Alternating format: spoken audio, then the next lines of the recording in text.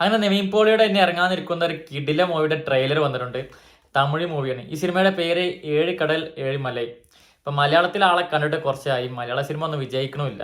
അവസാനം ഇറങ്ങിയ cinema Malayali from India അതായിരുന്നു. ഇനി നിവിൻ പോളിയുടെ കംബാക്ക് തമിഴ് മൂവിയുടെ ആയിരിക്കും ചിലപ്പോൾ. അപ്പോൾ എങ്ങനെ ട്രെയിലർ എങ്ങനെ നോക്കാം. ഓക്കെ,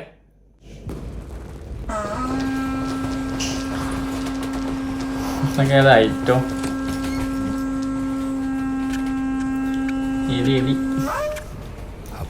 സോറി പാട്ടിട്ടാ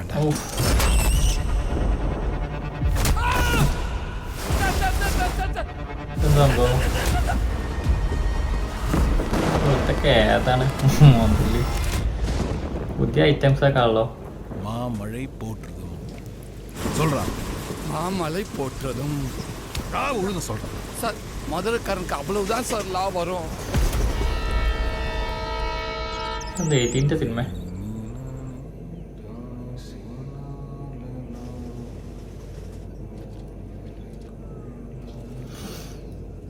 சார் வேணாம் சார்.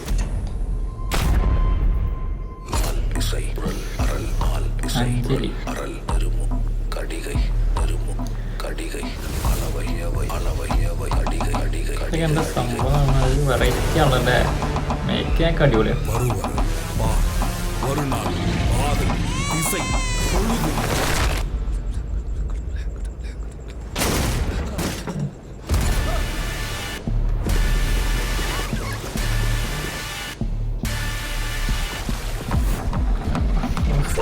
ഒരു രക്ഷയല്ലോ. കിടിലോസ്കിലാണ്.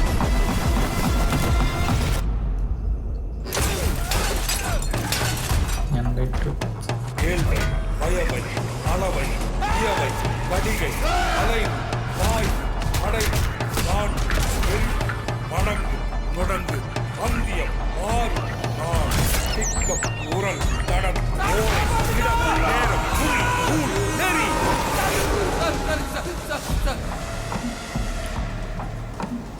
കടൽ